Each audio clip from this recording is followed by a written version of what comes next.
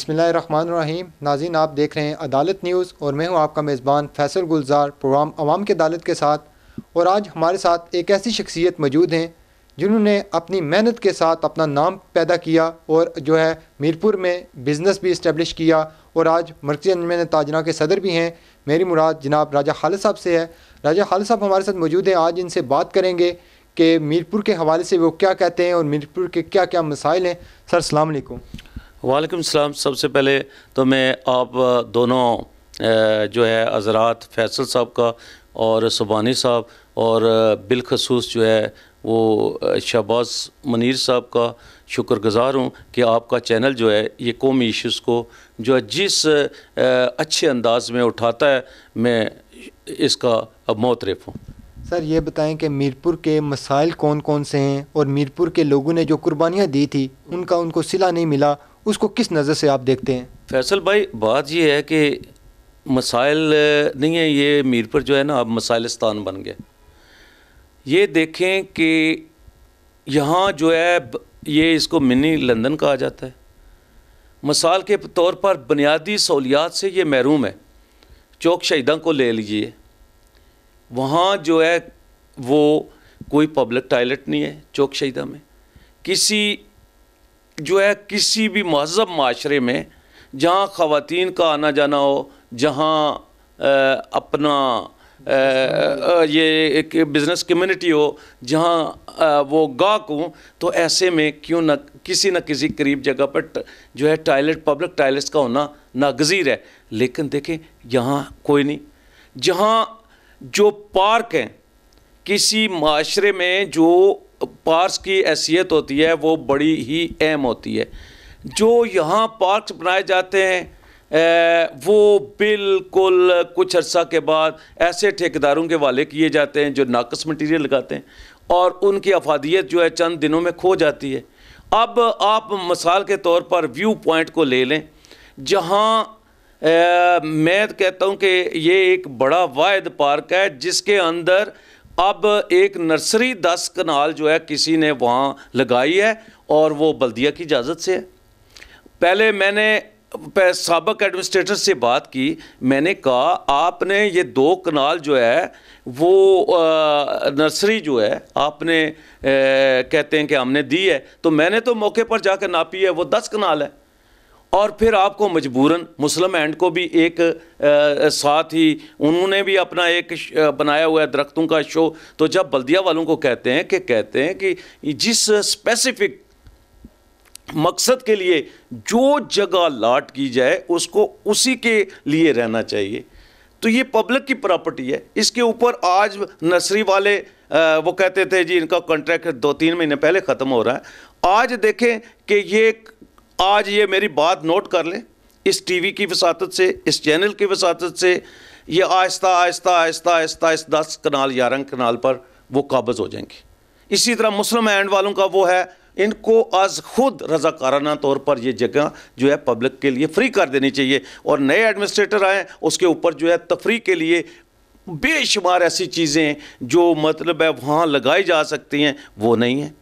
यहाँ day care centre नहीं है, बूढ़ों के लिए कोई ऐसी जगह नहीं है जहाँ वो अपने आप गपशप करे और वो इंफॉर्मेशन रूम हो जहाँ अखबारें पड़ी हों, तो इस तरह की कोई ऐसी चीज़ नहीं है। ये फिर उसके बाद देखें सड़कें जो हैं ये खंडरात का मंजर पेश कर रही हैं। हाल रोड उसी तरह टूटी फूटी है। यहाँ एक स्लाइड आई थी, आपने देखा 4 साल की वैसी है। वज़ीर मौसूफ ने आते ही अपने F1 सेक्टर को तो वो तरजीह बुनियाद पर, लेकिन तरजीहात कायम करनी चाहिए थी उनको पहले बनखुरमा वाली रोड जो ज़्यादा तबाह हाल थी उनको ज़्यादा उनको पजीराई मिलती, लोग उनको ज़्यादा अप्रिशिएट लेते। उनको 20,000 का मैंडेट था, तो मतलब है उनको तो कोई बताने वाला नहीं है। वो इतनी जल्दी 1 साल में वो अपना खो गए हैं, अपना जो है वो मैंडेट, जिसका अब अगर 3 महीने के बाद इलेक्शन हो जाएं तो उनको ये वोट कभी नहीं मिलेंगे जो 20,000 मिले थे, ये मेरा दावा है। अब बात आ रही है कि मौजूदा आपने सवाल किया कि मीरपुर के लोगों की कुर्बानियाँ और इनके मसाइल के हवाले से मैं बात करूं तो देखें, कुर्बानियाँ दुनिया की वाहिद अनोखी कुर्बानी जिसकी नज़ीर इस दुनिया में कहीं नहीं मिलती, कि लोगों ने इस बड़ी झील को बनाने के लिए, पाकिस्तान को सरसब्ज़ और रोशन करने के लिए अपने अजदाद की कब्रों का नजराना पेश किया, फिर अपने मकानात डुबोए, अपनी वेल्थ उनकी गई, और उनके बाद रिहेबिलिटेशन जब हुई तो उनके मकानात के इवज़ उनको खंडरात में जो है वो जगह दी गई। सर्वे के मुताबिक वो जो कुछ अरसे के बाद, वैसे भी वो फॉल्ट लाइन पे है, और कुछ अरसे के बाद जो है वो उसमें सीपेज भी जो है वो दाखिल हो जाएगी कि वो डैम से बहुत नीचे है। तो मेरे कहने का मकसद ये है कि पाकिस्तान को चाहिए था, हम कोई गिला नहीं करते, कश्मीर पाकिस्तान की शाहरग है और पाकिस्तान के साथ हमारा जीना मरना है। हमने हालांकि पाकिस्तान का रोज़ नारा लगाते हैं, और हमें पाकिस्तान है तो ये इसका सारा एक खूबसूरत सा सीन है, मंजर है, यहाँ लोग मतलब सब चीज़ हम उनकी इज़्ज़त एहतराम करते हैं, लेकिन इसका ये मकसद नहीं कि उसके जो चीज़ इम्तियाजी सलूक मैं किसी सूरत में नहीं मानता। इस मीरपुर को इन्हें बिजली फ्री देनी चाहिए थी, इन्हें लोड शेडिंग से मुस्तस्ना करना चाहिए था, इन्हें जो है ये यहाँ तारकीन वतन का ये जो है वो शहर है, 10 लाख पाकिस्तानी जो है आज़ाद कश्मीर के मीरपुर के लोग जो हैं वो इस वक्त दुनिया के तमाम मुल्कों में वो जो है वो मौजूद हैं, और देखें कि उनके ज़रिए मुबादला लाते हैं। पाकिस्तान ये तारकीन वतन पाकिस्तान की मैशियत में रीढ़ की हड्डी की हैसियत से उस दुनिया जान के बैंक जो हैं वो मीरपुर में हूँ, हर किस्म के, और जहाँ हमें कोई 10% भी बैंक जो है वो अपने प्रॉफिट का यहाँ नहीं लगाते, कितना सितम की बात है। आप देखें MDA कितने टैक्स लगाओगे, मांगो पाकिस्तान से, उन्हें कोई ग्रांट्स मांगे कि लोगों के ऊपर दोहरा टैक्स, रेंटल टैक्स लगा रहे हो, पहले जो है आमा वो किराए पे भी दे रहे हैं अपने, फिर आप इसके ऊपर प्रॉपर्टी के ऊपर फिर ये टैक्स लगा रहे हैं। पहले जो MDA के टैक्स का इतना शोर होगा हमने किया, और फिर इन्होंने इल्तवा में उसमें डाला, 4-5 दिन से फिर दोबारा उन्होंने शुरू कर दिया है ये जो टैक्स का मामला, और जो 40 लाख की जगह खरीदेगा उसको 4% देना पड़ेगा, और उसको पीछे कई सालों से लेके फिर उसमें जमा करेंगे। आखिर आप ब्रेन इस्तेमाल करो, दिमाग इस्तेमाल, टैक्स लगाना ही नागज़ीर है, तो इस अंदाज में लगाएं कि किसी को कोई तकलीफ महसूस ना हो। शरारतें आप पैदा कर रहे हैं, फिर अवाम से ये तवक्को करते हैं कि आपके गले में लोग फूल डालें। वैसे अब इसी बात को मैं आगे लेके चलूँगा। आपने बात की कि तारकीन वतन मुल्क की तरक्की में रीढ़ की हड्डी की हैसियत रखते हैं, तो तारकीन वतन है जो अदम तहफ़्फ़ुज़ का शिकार हैं, वो जब अपने मुल्क में वापस आते हैं वो सरमायाकारी किस तरह करें। अगर MDA का प्लाट है उनका या बल्दिया का कोई प्लाट है, जब वो वापस आते हैं तो उस पर आगे नई फ़ाइल बना के उस पर कब्ज़ा कर दिया जाता है, फिर उनसे प्रॉपर्टी टैक्स की मद में हज़ारों लाखों रुपए लूट लिए जाते हैं। जिस तरह आपने एक आवाज़ उठाई हमेशा, आपने पहले भी जब बिजली के नीलम जलम जो है वो सरचार्ज आए तो आपने तहरीक एक चलाई, तो वो नीलम जलम जो है सरचार्ज आपने ख़त्म करवाए मीरपुर से। जो अभी दोबारा जो है प्रॉपर्टी टैक्स जो लगा, दोहरा टैक्स लग रहा है जैसा कि आपका कहना है, तो इस हवाले से आपने गुज़श्ता 4 रोज़ से जो है वो चौक शहीदा में धरना दिए बैठे हुए हैं, तो इस हवाले से आप क्या कहते हैं कि 4 रोज़ से कौन कौन सी जमातें, तकरीबन ताजिर बरादरी जितनी भी है वो आपके साथ आ गई है इस जो प्रॉपर्टी टैक्स को ख़त्म करवाने के लिए, इसका आइंदा का लाएअमल क्या होगा, ये धरना कब तक ख़त्म होगा, सियासी तंजीमें आपके साथ आई हैं या नहीं आई? हमारा काम था अजान देना, लोगों को बताना कि मैं जिस जगह जाता था लोग कहते थे कि जी राजा साहब आप किसी स्टेज से नहीं बोल रहे। भाई हमने चौक शहीदा के एन सेंटर में हमने 48 कैंप लगा दिया है। हम आप मीडिया के बहुत ज़्यादा शुक्रगुजार हैं, जिस अंदाज में जो है मीडिया ने हमारी इस मामले को पूरी दुनिया में उजागर किया, इसकी मिसाल नहीं मिलती। आज मैं देख रहा था कि जम्मू कश्मीर एक रेडियो स्टेशन से जो है ये इस हमारे धरने की और हमारी भूख हड़ताल की बात हुई है। तो बात ये है कि ये अपना अब आवाम निकलेंगे, आहिस्ता आहिस्ता हम चार्ज कर रहे हैं। ये धरना या ये भूख हड़ताल अगर 10 महीने तक भी हमें चलानी पड़ी लगातार, तो मैं इस टैंक कैमरे की वसातत से, इस चैनल की वसातत से आप कश्मीरियों को ये बताना चाहता हूँ कि हम बिल्कुल बाज नहीं आएंगे, हम आगे जाएंगे। और ये जब तक ये टैक्स ख़त्म नहीं हो जाते उस वक्त तक अपनी तहरीक को मुनज़्ज़म तरीके से चलाते रहे। तारकीन वतन, घीर शहरियों, मीरपुर के लोगों, अब नहीं तो फिर कभी नहीं, आप बाहर निकलो, चौक शहीदा में आओ, हमारे साथ दो। अब तक जिन लोगों ने हमारा साथ दिया, मैं उनका शुक्रगुजार हूँ। मैं बार के सदर शबीर शरीफ का शुक्रगुजार हूँ कि अपने वकला के साथ वो जो है तशरीफ़ लाए। मैं रियाज आलम एडवोकेट का शुक्रगुजार हूँ कि वो हमारे 48 कैंप में हमारे हौसला अफजाई के लिए तशरीफ़ लाए। मैं जनाब साबिक एडमिनिस्ट्रेटर क़य्यूम कमर का शुक्रगुजार हूँ कि वो हमारे 48 कैंप में जो है लाए। मैं आज ग़ुलाम मुर्तज़ा का चैम्बर, जो सदर है chamber of commerce Azad Kashmir AJK उनका शुक्रगुजार हूँ कि वो हमारे 48 कैंप में आए और उन्होंने एक नई रीत डाली कि 48 को उन्होंने शील्ड्स पेश की। ये एक ऐसी मिसाल मिलती है कि इससे पहले नहीं है। और ये जो पैगामात हैं ये पूरी दुनिया में जा रहे हैं। आप देखेंगे ये ग्रेजुअली आहिस्ता आहिस्ता आहिस्ता ये जो है तहरीक को आगे ले जाया जाएगा। इसके मुख्तलिफ अंदाज अपनाए जाएंगे, इसके मुख्तलिफ तरीक़ाकार अपनाए जाएंगे, लोगों को चार्ज किया जाएगा। मीरपुर में, पूरे मीरपुर में जो है हम का स्याह झंडा ही झंडा कर देंगे। ये हमारा ये अलामती टोकन, ये जो हड़ताल कर रहे हैं इसको एक्सपेंड करेंगे, बढ़ाएंगे। फिर जो है दुकानों पे काले झंडे लहराएंगे, शहर पे लहराएंगे। ऐसा भी हो सकता है कि हम वज़ीर आज़म आज़ाद हुकूमत रियासत जम्मू कश्मीर का काले झंडू से इस्तकबाल करें। और वज़ीर मौसूफ को भी तकलीफ़ देता हूँ स्टेज कैमरे के, अगर आप मेरी बात सुन रहे हैं। मैंने परसों मोहतरमा नूरीन आरिफ साहिबा से भी दरख्वास्त की कि आप लोग आएँ हमारे दर में, हमारे मसाइल सुने। परसों जो है रिजवान PRO का वो रात को मेरे पास टेलीफोन आया, तो जो मुश्ताक मनाज साहब के वज़ीर इत्तलात के, तो उन्होंने मुझसे रब्ता किया। मैंने कहा वज़ीर इत्तलात को यहाँ पे लाएं और उनको दिखाएं कि लोगों के मसाइल सुने। लोग फट पड़ेंगे कि क्या हो रहा है।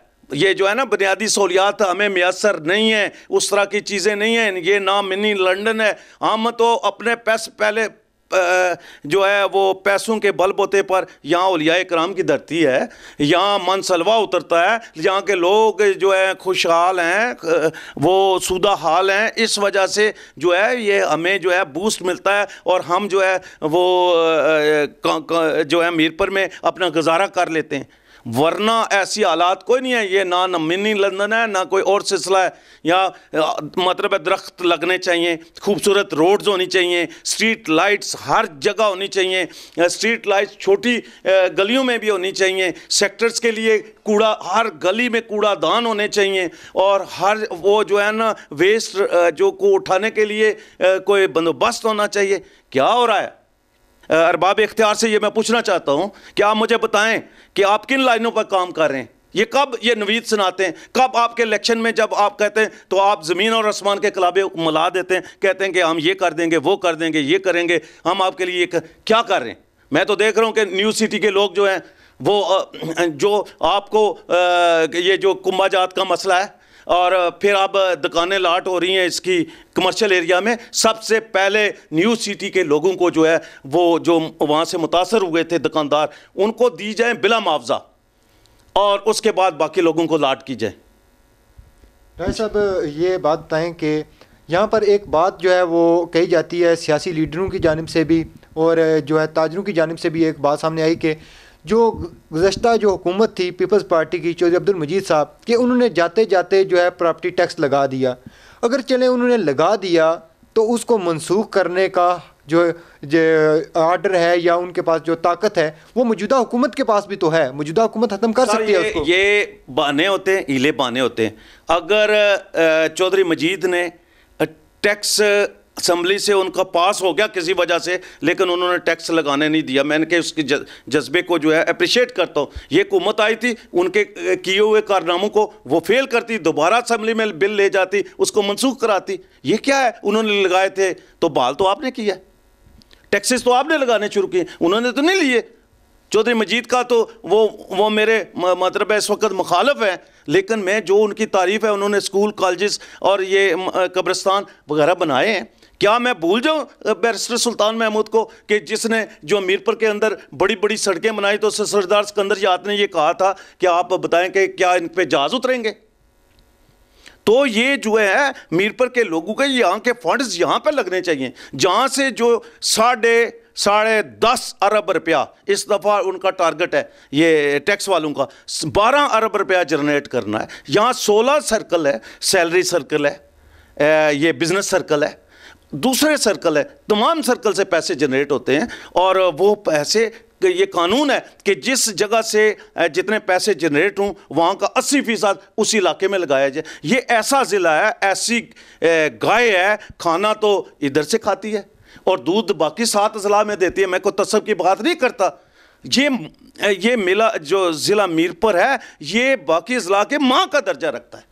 डॉक्टर साहब, टैक्स की बात हो रही है, यहाँ से जो है लोगों से, जो आवाम से टैक्स लिया जाता है, जुर्माने किए जाते हैं। ट्रैफिक मसाइल की जानिब में चलूँगा कि ट्रैफिक के मसाइल हैं। ट्रैफिक कांस्टेबलान है, जो ट्रैफिक सिग्नल मीरपुर में एक भी नहीं चल रहा, जो कि लाखों करोड़ों रुपए लगा के लागत से बनाए गए थे।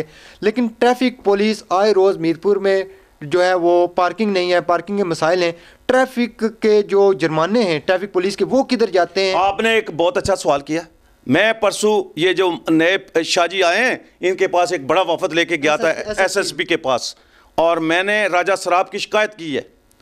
चाहे वो मेरी बरादरी का हो या इससे भी बड़ा कोई ऑफिसर हो, जो गलत काम करेगा उसको मैं गलत कहूँगा और जो अच्छा काम करेगा उसको अप्रिशिएट करूँगा।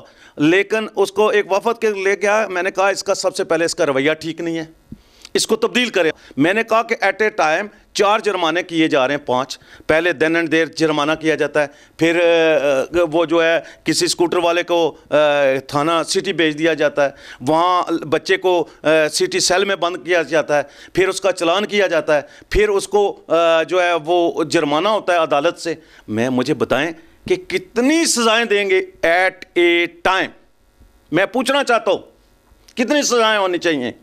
ये नहीं होंगे। उन्होंने कहा कि आपकी बात में जेन्युइन है, इसके ऊपर मैं बात कर चुका हूँ। वो सिर्फ और सिर्फ इस वक्त जो ट्रैफिक पुलिस वाले जो छोटे एहलकार हैं, जो DSP है उसके साथ का कोई आदमी नहीं है, बड़ा ईमानदार शख्स है और वो बड़ा सब चीज़ है। लेकिन ये इनको आदत पड़ी हुई है, बस एक जगह सुबह जाता हूँ मैं चौक में देखता हूँ इकट्ठे होकर जमघटा बना के खड़े हो जाते हैं।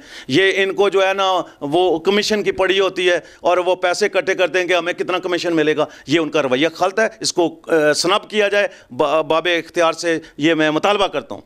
सर, बात होगी मसाइल पे, मसाइल तो वो चलते रहते हैं। अंजुमन ताजना के इलेक्शन होने वाले हैं, तो आप भी उसमें उम्मीदवार हैं और एक बड़ा ग्रुप है जो आपका वो सामने आ रहा है, तो उस हवाले से आप क्या कहते हैं कि जो इलेक्शन है कब तक मुतवक्को है? सर, मैंने कभी लाफजानी से बात नहीं की, कभी मैंने झूठ नहीं बोला।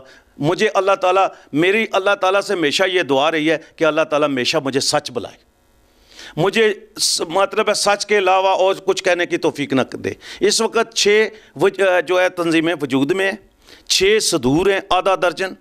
कोई कहता है मैं नन्हे खान हूँ, दूसरा कहता है मैं फन्ने खान हूँ, तीसरा कहता है मैं फन्ने खान हूँ। मैं इनमें से सबसे ज़्यादा मैं हकीर आदमी हूँ।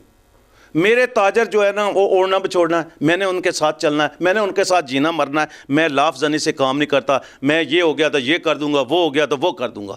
अगर वो तालीम के लिहाज से देखें, मेरिट बनाएं,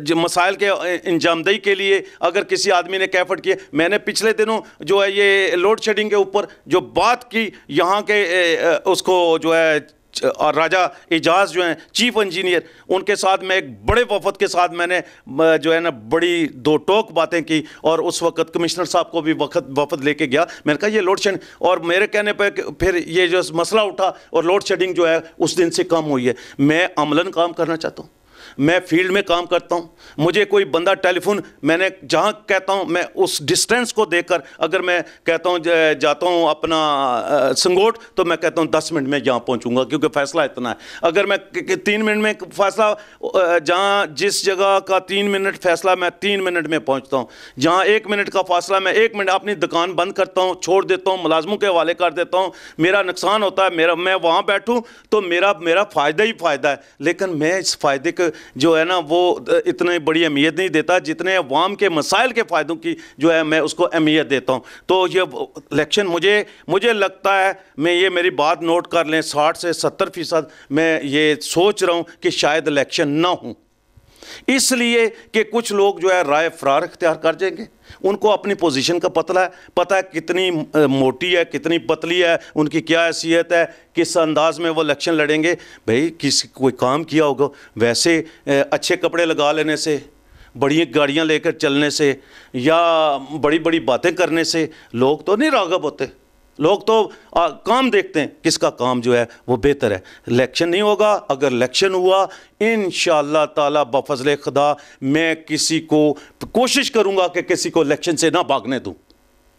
सर ये बताएं कि इलेक्शन में ये भी कहा जा रहा है कि अफवाहें भी फैलाई जा रही हैं कि 3 ग्रुप बढ़े, पीपल्स पार्टी, मुस्लिम लीग नून और उसके अलावा पाकिस्तान तहरीक इंसाफ, तो कह रहे हैं कि सियासी जो असर और रसूख है वो भी इस इलेक्शन में इस्तेमाल किया जा रहा है। इसमें कितनी सदाकत है? सर ये बातें बेसिकली जो भी आदमी जो इस एल होता है वोट देने का, उसकी कहीं ना कहीं एफिलिएशन ज़रूर होती है। वोटर वो जहाँ देता है वो अपनी मर्ज़ी के कैंडिडेट को देता है। मुझे बताएं कौन सी आपने मुदाखलत देखी है, कौन सा किसी मतलब है मुझे बैरिस्टर साहब से मंसूब किया जाता है, बिल्कुल गलत बात है, मैं इसको नहीं मानता। बैरिस्टर वो कहते हैं जी आपने हलफ लिया बैरिस्टर साहब से, मैंने कहा जुर्म किया। वो जो साबिक़ वज़ीर आज़म आज़ाद हुकूमत का जैसे चौधरी मजीद था, सरदार याकूब साहब हैं, अपना राजा फ़ारूक हैदर से, ये देखें मेरे साथ ये फ़ोटो उनके सब के पड़े, ये जितने हैं उनके साथ पड़े हैं। तो मैंने अगर उनसे हलफ लिया है, वो जो पूरे आज़ादी कश्मीर के लिए बात करते हैं और फोरम पर जाकर उनसे हलफ लेना अगर जुर्म है तो ऐसा जुर्म तो मैं बार बार करता रहूँगा। सर तहरीक आज़ादी कश्मीर के हवाले से ताजरों का क्या किरदार है? आपने हमेशा जब भी कोई मौका आया तो आपने तहरीक आज़ादी कश्मीर की बात की, तहरीक आज़ादी कश्मीर पर क्या पैगाम देंगे? मैं इस वक्त कश्मीर की उन नौजवानों को जिन्होंने बुरहान रब्बानी के पैरोकार की हैसियत से वहाँ जिस आज़ादी के जज्बे को जिस कदर बुलंद किया, वहाँ के लोग, बच्चे, बूढ़े, बच्चे, सब लोग वो जो है पाकिस्तान का परचम उठा लेते हैं। वहाँ कोई क्रिकेट का ग्राउंड हो पाकिस्तान और इंडिया का हो तो वो परचम जो है वो पाकिस्तान का उठाते हैं, अपने ऊपर मुसीबतें झीलते हैं, रोज़ाना पाकिस्तान का परचम निकालते हैं, सड़कों से बाहर आते हैं, पाकिस्तान के हक़ में नारे लगाते हैं आज़ादी के लिए। क्या उनको मैच खुद जम्मू कश्मीर देख के आया हूँ, वो हमसे वेल ऑफ है, वो हमसे बेहतर है, उनके पास इंडस्ट्री ज़्यादा है। वो जम्मू में 3000 कारखाना मैंने खुद देखा जो रजिस्टर है, वहाँ के लोगों की हालत जो है हमसे कई लाख, वहाँ जो है एक जो वो उसको कहते हैं हाउस बोट 6.5 करोड़ की, जो उसमें एक कैबन का 3,500 रुपया कमाते हैं। वहाँ 660 जो हैं वो जम्मू में जो बैंक हैं जेके के नाम से, उनमें कोई नॉन स्टेट सब्जेक्ट आदमी नहीं है। जो संटूर नामी जो है गोल्फ ग्राउंड दुनिया के 10 नंबर पर है। आईटी जो उनका वो कॉलेज है वो एशिया का सबसे बड़ा है, 5 मेडिकल कॉलेज है। तो वो भी फिर आज़ादी का नारा लगाते हैं और पाकिस्तान से मिलने की बात करते हैं। तो आम उनके हक़ में औरतों के बाल नोचे जा रहे हैं, बाल काटे जा रहे हैं, कश्मीरियों पर पैलेट गन से जो है वो उनको ज़ख्मी किया जा रहा है, उनकी आंखें जो है वो ख़त्म की जा रही हैं। तो मतलब है उनका साथ क्यों ना दें, वो हमारा हिस्सा है न, हम उनके बगैर नहीं है, वो हमारे बगैर नहीं है। जब तक कश्मीरियों को इस्तिस्वाब राय जो 47 की करारदादों में पनाह है उसके मुताबिक नहीं दिया जाता, कश्मीरियों को आज़ादी दी जाए। लेकिन कश्मीरी जो है वो इलाक़े पाकिस्तान का नज़ार, वो अपनी लाशों को पाकिस्तान के परचम में जो है वो लपेट के जो है डाल रहे हैं। साहब आखिर में आप ये बताएं कि क्या पैगाम देना चाहेंगे ताजिर बरादरी को, शहरियों को, वज़ीर आज़म आज़ाद कश्मीर को के मसाइल के हवाले से? आज से जब मैंने 98 में बिज़नेस का आगाज़ किया तो मैं सुहेश शाह का जनरल सेक्रेटरी रहा तकरीबन 2 मरतबा। तो हमारी जो तंजीम थी वो आसमान के ऊपर लगी हुई थी, उसके जो है ना सबको रश्क होता था कि इनके जो है ना हमारे मसाइल हमारी दहलीज पर हल होते थे। इंतज़ामिया हमसे पूछती थी कोई मसला तो नहीं है, कोई ये नहीं है। जब लोगों ने देखा कि इनकी खड़पैंची है, तो जिनके अंदर थोड़ी थोड़ी सियासी जो उनके अंदर थे जरासीम, जिन उन्होंने अपने अपने ग्रुप बना लिया अपने आप को। लेकिन बेसिकली जो है वो नुकसान आम ताजर को हुआ, मुझे नहीं हुआ। मेरी तो पहले शनाख्त मौजूद थी, मुझे नहीं हुआ, सुहेल शुजा को नहीं हुआ, इफ्तिखार खोकर को नहीं हुआ, शौकत चौधरी को नहीं हुआ, और चौधरी नईम को नहीं हुआ, किसी और को नहीं हुआ। अगर नुकसान हुआ है तो वो सिर्फ़ और सिर्फ ताजरों को हुआ है। तो मैं ये कहता हूँ कि आप मुत्तहिद हो जाओ, ताजरों एक प्लेटफार्म आओ। आप में से कुछ जो है वो ग्रुप जो है भागने की तैयारी करे, मत भागो, लड़ो। मुझे अगर मैं इलेक्शन लड़ा, मैं हार गया, तो मैं अपनी शिकस्त को दिल से तस्लीम कर लूँगा। मैं अपनी लाफजानी नहीं करता कि मैं किस रेटिंग में कहाँ खड़ा हूँ।